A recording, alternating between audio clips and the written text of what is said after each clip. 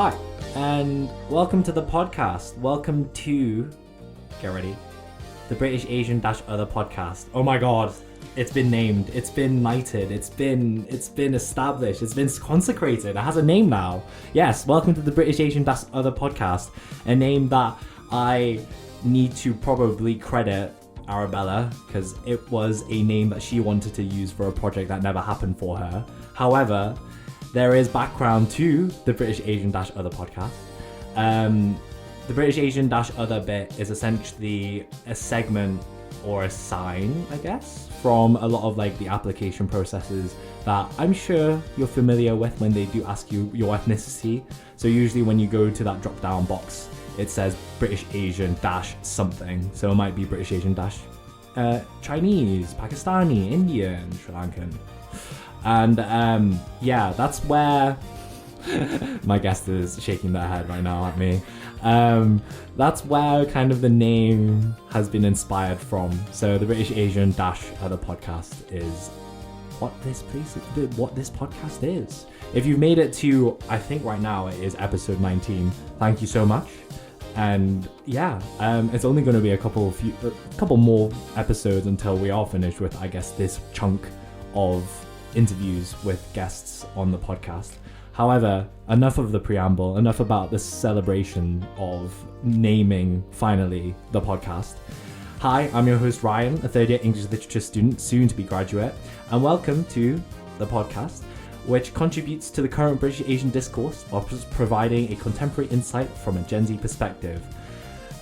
Here, me and my guests explore and unpack all things identity, culture, and heritage of what it's currently like to be quote-unquote Asian in the UK. Thivyaa, could you please introduce yourself? Hi, I'm Thivyaa. I am a third year maths student. Whoa, third year maths student. Can I ask if you're graduating? I am not, in fact, graduating. What? Crazy. I am on the integrated master's program, so I will be staying on for another year, but as an undergraduate to get my master's after 4 years. Great. Another STEM student added to the collection. Yippee! Let's go. Because stereotypically, you would think that there would be so many more STEM students on this podcast, but I guess not. All my friends are basically humanities students, it seems. But yeah, we'll keep the train going. We'll keep the introductory format flowing. The next question I need to ask you is the food question that changes in every single episode now, and we're going to continue it until the end of this season. So your question today, Thivyaa, is what is your most valued / important cooking utensil? Okay, this is the utensil that I think I cook with every single time I cook. It's a really, really worn down, like, wooden spatula. Like, it's worn down to the point where you cannot tell it used to be a spatula. It's just like a weirdly shaped, like, wooden stick at this point. It's completely burnt at the end. The wood is cracked, but it was given from my grandmother to my mother and from my mother to me, brought all the way from Sri Lanka. So it's just the stuff I use if I'm making a stir fry, if I'm making rice, for anything. That's the one I always go to. So it's not the most functional, but it has Perhaps the memory. not. But it has the memory Yeah, associated with 100%. it. Oh, and you've just been using it for however long. Yeah. Your 3 years here at uni. Oh, yeah, absolutely. Your trusty spatula. Oh, 100%. Does it, can you scoop out large amounts at a time? No. Can you scrape the tub clean? Not really. But do I use it every time? Yeah. Hey, we need you need smaller kind of tools anyways. To be fair, I do also love my silicone spatula a lot because I've actually, you've inspired me to buy my own silicone. Did you know that I've got like a new silicone set? I didn't. Because I knew when I was using mine, you said, I have to get myself one of those. And looks like you did. Yeah, I got a full kind of cake silicone set. Whoa, but I now use it. I now nice. use it to like scrape stuff anyways. Yeah. So if there's like all the... They're really convenient. Everyone should get one. Everyone should get one. If you need to get all the like juices, the Oh, flavorful stuff that's on the bottom of your pan, get one. Yeah, 100%. But anyways, yes. Good answer, frankly. Good Thank answer. You. Frankly, oh God.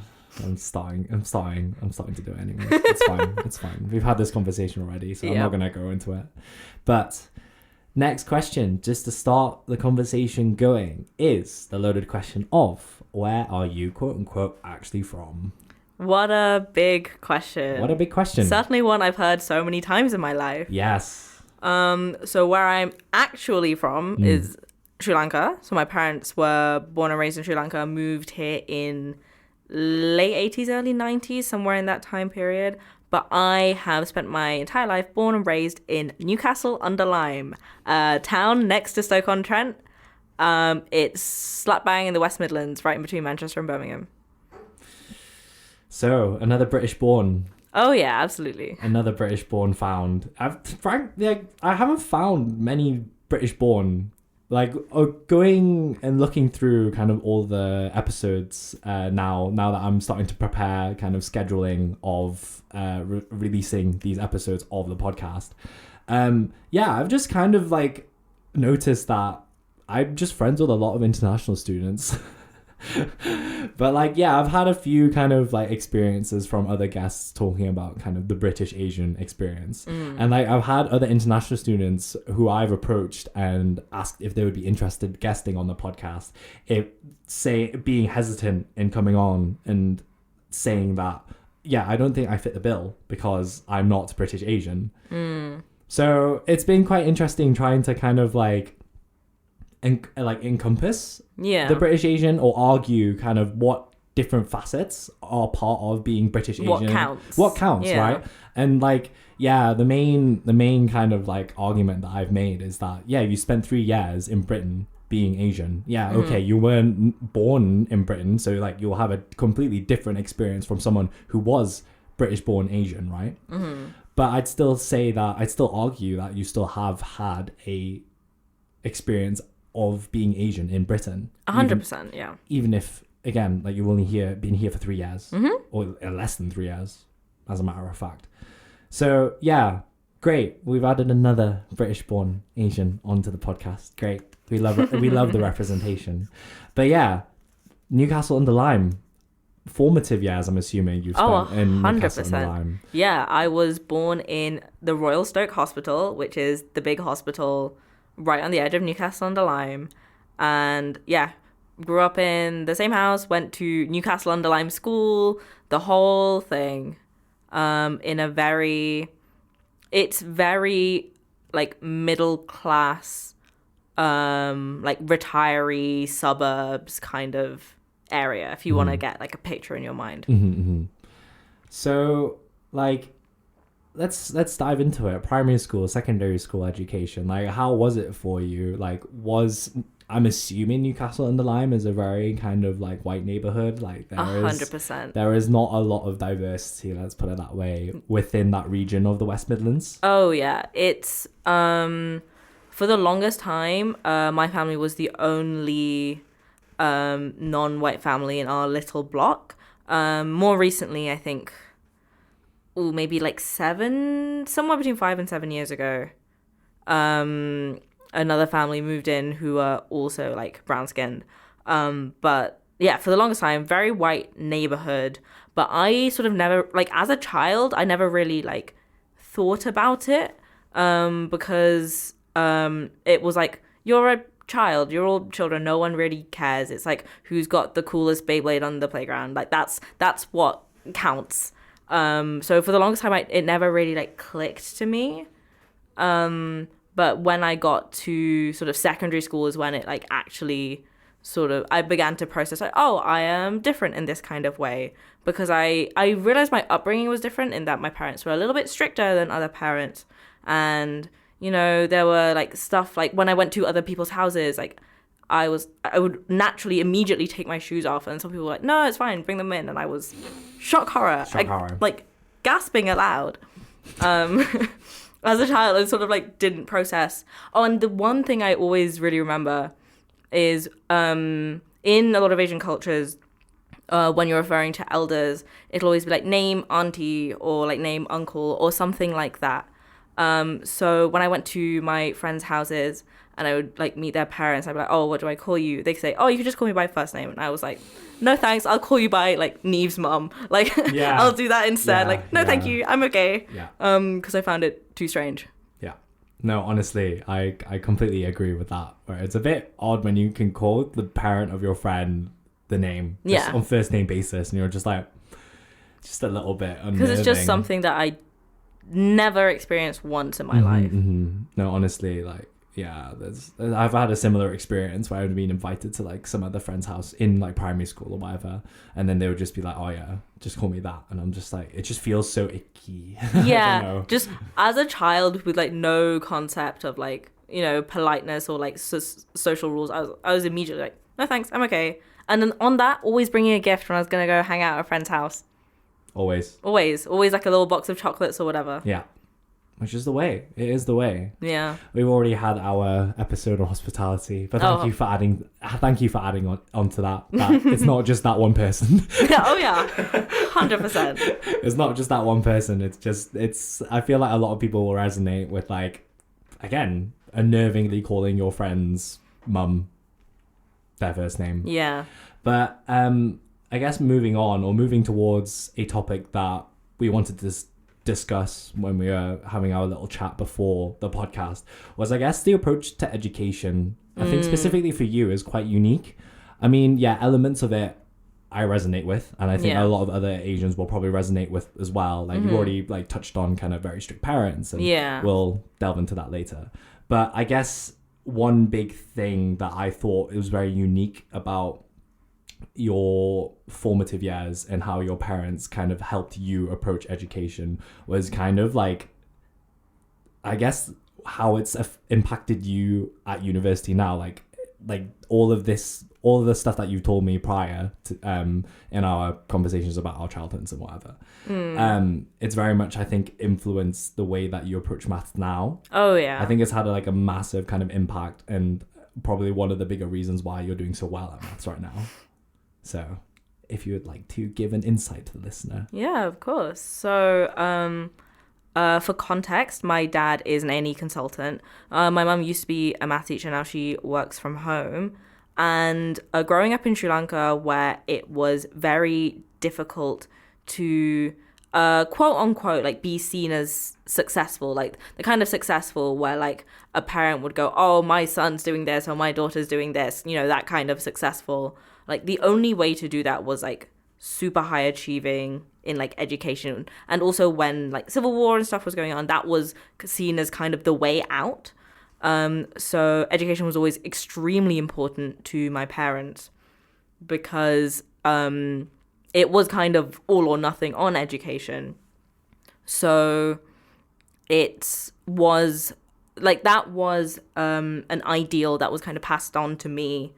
And because I sort of naturally was able to grasp kind of maths and science, the STEM kind of subjects, my parents went all in on that. Like I did my timetables in the car on the way to school, a little like laminated thing all the way up to 26 times 12. And my dad would always make sure that I was on top of it with like biology, chemistry, physics, give me extra stuff. Like, oh, I saw this cool article today, you should read it. Like stuff far beyond the curriculum. Like far beyond the curriculum. Very extracurricular. Oh, 100%. Like I did like the math challenge solidly from the math challenge. year 5, year 6, frankly. All the way, like trained, like practiced those papers, like went on past papers. Like I still have books at home of like practice questions and how to approach this kind of stuff, which like learning that sort of stuff at like a young age as someone who like had an aptitude but not quite the aptitude of someone who like even now like uni maths, they can like pick it up. That really like helped me, which means that whilst still at uni, I kind of have like a similar kind of work ethic, but kind of like approach to studying of just like the drills, like the Kumon kind of like attitude to it. But you didn't do Kumon. I didn't do Kumon because my mum was a math teacher. I had Kumon at home.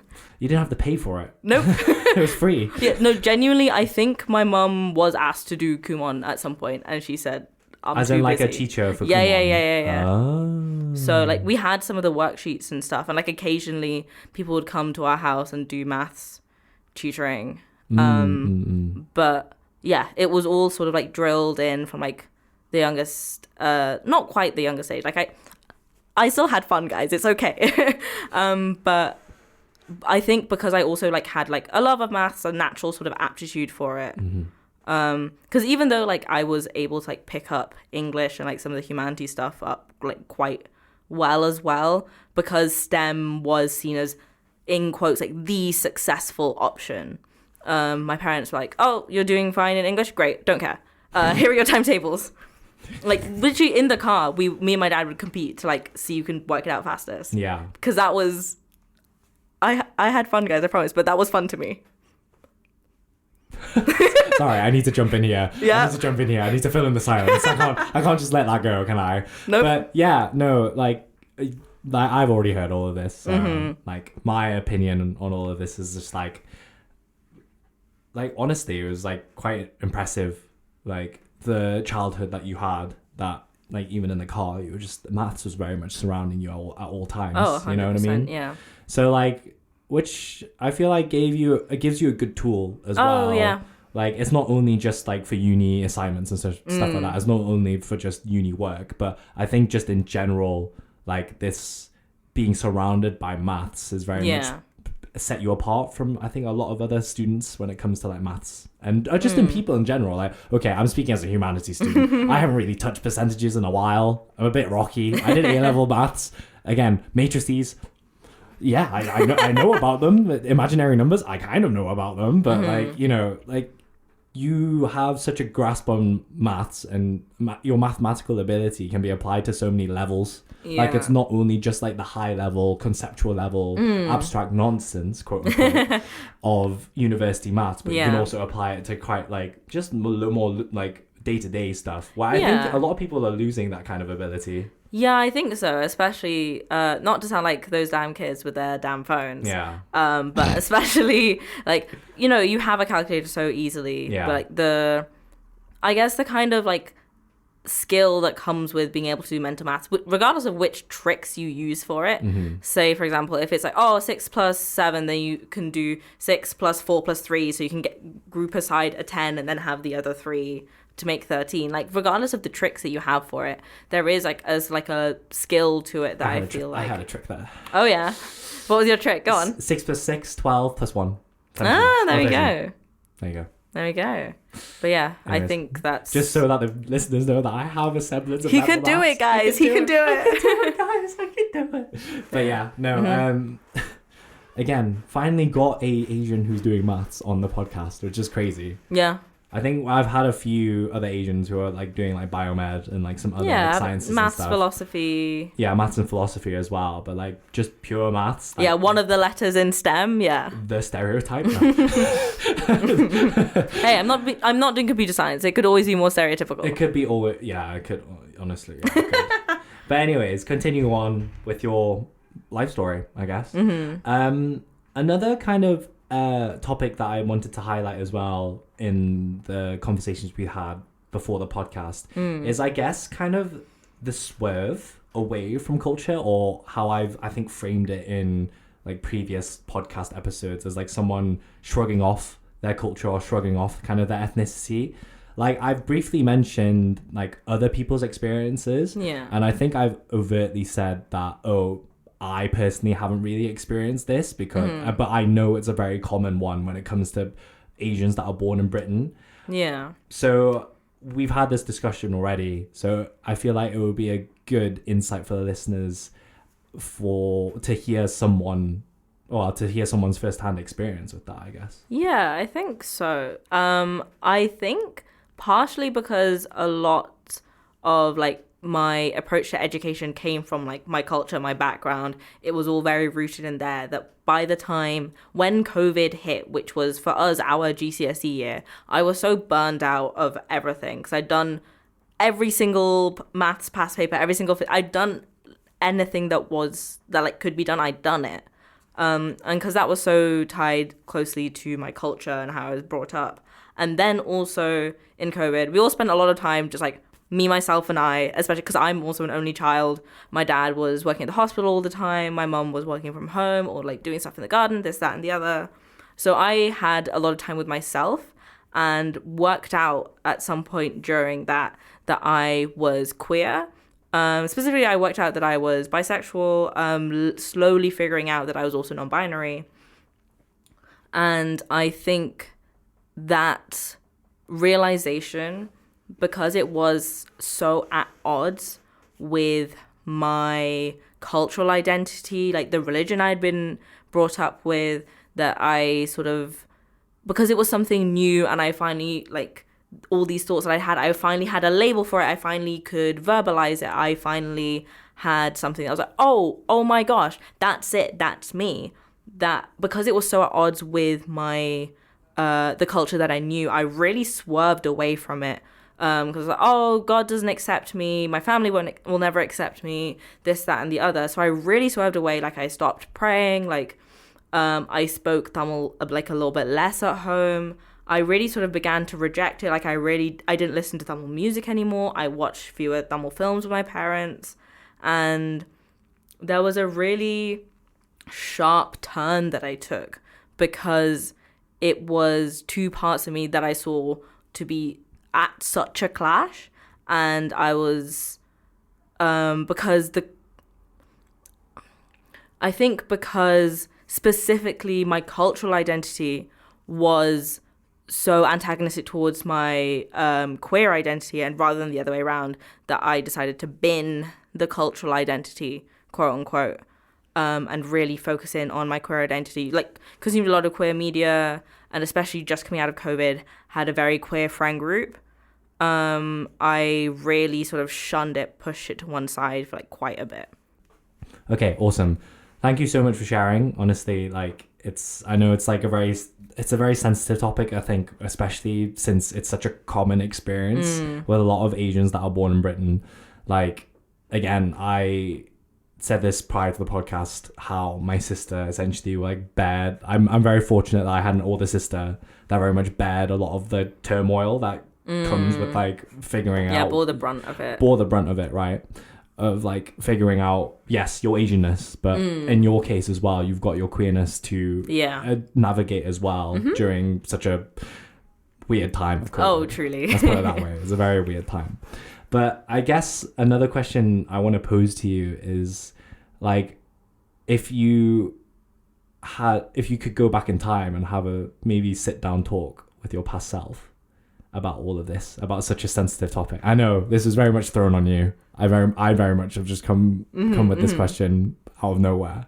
But like, would there be any kind of like, I don't need an essay, but any kind of like phrase or any kind of just like really small advice just to send them on kind of the right path, I guess? Yeah, I think the phrase that kind of just came to me was, maybe I would say that you can coexist with yourself. Because I was at the time really seeing it as two cleanly divided, like two separate parts of me. But that's not how people work. Like, people are multifaceted. We all contain multitudes. There's so much that makes up a person, the people we've met, the places we've been. And because this was like a new thing at a very like strange time, a very new time, like I was turning 16, like it was really feeling like a clear divide. I was moving away for sixth form. It was really feeling like new, in quotes, new year, new me. But you can coexist with yourself. These parts can like sit side by side. They can even complement each other. And I think I would have given my past self a little bit of a push to start thinking about it in that way, because I only came to that realization like at least a year or so later. Oh, right. So very much like be comfortable in the interconnectedness when it comes to identity. Yeah, I think, find some media that really explores like intersectionality, which, there is a rarity of it. Yes. Especially being like Sri Lankan Tamil, like I don't see a lot of myself in that way like represented at all. Of course there is media that does it, but I don't see it that much, especially with queerness involved. But seeing people like that experiencing similar struggles is something that would help, because a lot of like baby's first queer media, it's a lot of stereotypically attractive, like skinny white people. That is it for so many people. Whereas in reality, that is deeply not the majority, and it's deeply not, the most common experience. But that is what I saw a lot of. So I was like, I have to be like that or my queerness isn't real. Oh. Yikes. Yep. That's heavy, bro. Yeah, it's tough. That is tough. But hey, you got out of it. Yeah, I figured it out. You figured it out. A boomerang back. Oh, truly, That's why yeah. I like how you framed it. It's a very much a swerve. Yeah, right? But you're still going on the same course. Yeah, 100%. Like, did I offline. go... Yeah, went, like, west for however long that I went west. Mm-hmm. And then, turned the car back around. Yeah. Like, it's not a U-turn. It's just course correcting. Course correcting, yeah. Honestly. And I do like that frame. I like how you've articulated that. And I think that will resonate with a lot of other people as well who may or may not be going through this process, this journey right now, where it's like, yeah, identity, so important. Yeah. Very important in this country as well. So complicated, so important. And it's even more important to not shun parts of it. Because it's tricky, especially, this day and age. Like, identity is such a thing that is being fought for, being erased. But there is so much value in holding on to all of the parts as dearly as you can. I guess building on that, if we're going to continue on this chronological journey. Yeah. I guess another thing that I did want to mention was kind of like cultural disconnect as well. Like, you were talking about kind of like learning education. I feel like we've touched on that actually. Yeah, I mean, I mentioned that, I stopped I didn't speak Tamil as much around the house. I stopped praying. It was like food was like, and some of the customs were like other things that kept me like connected to it. But for the longest time, like that was kind of it. That was kind of it. Yeah. It was just kind of a little bit of a cut off. A real sort of disconnect. But again, in more optimistic and more happier terms, you did course correct. I did. So your university experience, what was it like? Wow, we haven't even talked about Wembley, sorry. I forgot about Wembley. Oh my god. Crazy. Where did Wembley sit within all of this kind of like, timeline? So I had recently, COVID had just ended. I'd moved to Wembley, northwest London, for sixth form. And I went to a math-specific school, went to King's Math School, shout out. And I lived in very much a brown area, like, and specifically, like, a very Tamil area. And I moved with my mother to stay with my grandfather, who was getting on a bit in years, and my mum went to look after him, but my dad had to stay back for work. So I think because it was very weird to be in a place where, like, some of my family's here, but some of my family's here, and, like, all of my friends are back home, and there's this weird sort of disconnect that I really sort of reconnected a little bit with my roots. Because my dad was the one who taught me Tamil, so whenever I'd call him, we'd call every day. I'd speak to him in Tamil. We did the Wordle together. And because I was staying with my grandfather, who grew up, speaking primarily Tamil, spoke English like a little bit for work, but at home it was very like Tamil household, very Tamil area. Like I'd walk down the street and I'd be able to like understand most of the conversations that would be going on. And, reconnecting with, like, Tamil food, going to, like, the Tamil shops. Like, also memories, because as a kid, we'd visit my granddad a lot. And my dad would teach me the names of, like, veg and stuff in Tamil. And it was sort of being, like, surrounded by all of those memories while I was there, while going to a sixth form with not that many brown faces, and it's like very much not that many like Tamil faces, really helped me sort of reconnect in that way, which was very cool. And I feel like living in Wembley did me a lot of good. Like it really improved like my Tamil, like my fluency, and like speaking Tamil is a part of myself that I really now treasure. Whenever I call my parents, like I like always automatically switch to Tamil because it's not something I do a lot while at uni, and it's something that I'm really glad happened while living in Wembley. Yeah, I was gonna say how like this kind of transition from the Swerve Yeah. title, the Swerve, to Wembley and stuff is it's so kind of like I don't know.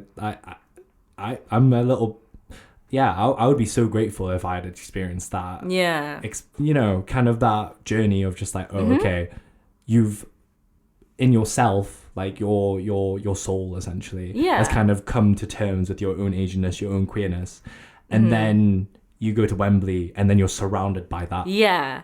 And it was really interesting because at home I was really surrounded by it. Walking to and from the tube station I was really surrounded by it. But at sixth form it was a very like your stereotypical white queer friend group. I was like the token non-white I was about to say character, not character. Like the token non-white friend in that group. But it was really interesting because I really learned a lot about the, in quotes, like two parts of myself. Yes. But because I was so immersed in both of them, and I was at a school that was much more respectful, was much less ignorant, I guess, from growing up in a much more multicultural place. Yeah. Because everyone else was from or around London.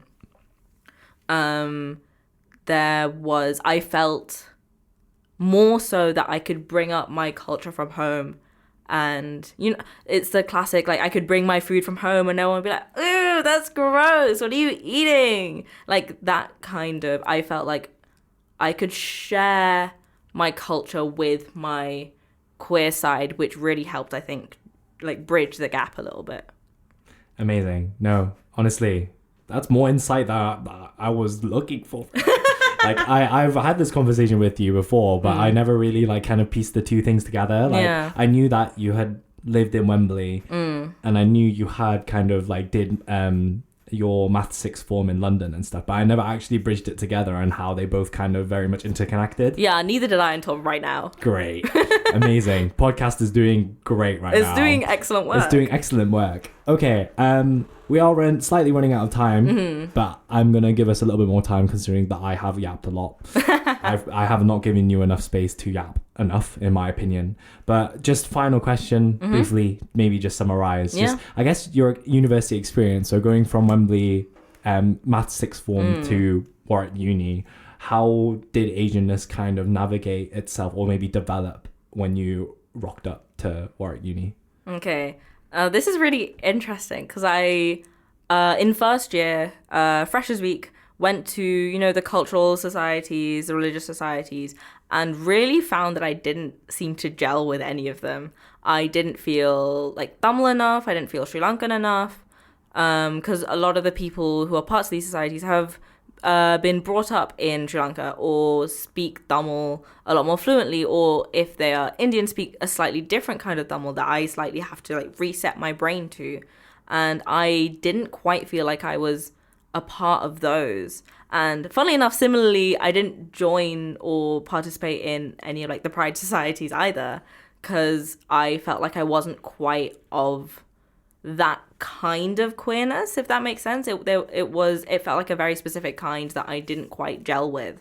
But despite that, I did feel, because that part of uni is a lot of introducing yourself to people, a lot of meeting like so many new people from so many new experiences, I did, as like the week went on, feel more and more comfortable and more confident in my own identity as I was like beginning to express it more and more to other people, which was nice. Good feeling. Were there some odd moments where I would have food in the kitchen and one of my flatmates would go, "Oh, that looks disgusting." Yeah. I'm sorry, it looks disgusting. Did that happen? Yeah. But also, was I able to share my identity with people who were so sweet, so caring about it, and they would share something in turn? Yeah. And I feel like I've met such a vast array of wonderful people from it.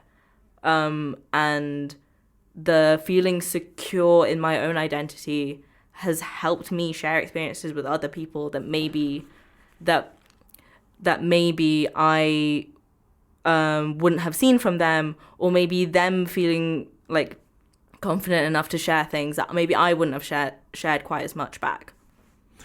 Yeah, I feel like that's just a testament to what the uni experience can really do. Oh, yeah. Obviously, it'll be different for anyone who arrives at uni, and at any uni, I think, across the world. But I think just the uni space in general can do have a huge impact on who you really are. Yeah. Once you graduate, I guess.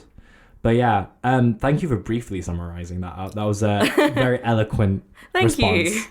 And I think a lot of the stuff that we've talked about today will resonate with a lot of, I think, specifically British Asian. And if there's any Tamil listeners out there, shout out. Shout out. But yes, thank you so much, Thivyaa, for Thank you for having me. I know it's been a bit touch and go when it comes to organizing and stuff. Like this last week, I haven't really been doing a lot of podcasting when I realistically could have fit. We've been busy. We have both been busy. But anyways, again, very grateful for you coming on guesting. Thank you so much. Hopefully you've enjoyed it. I've had a great time.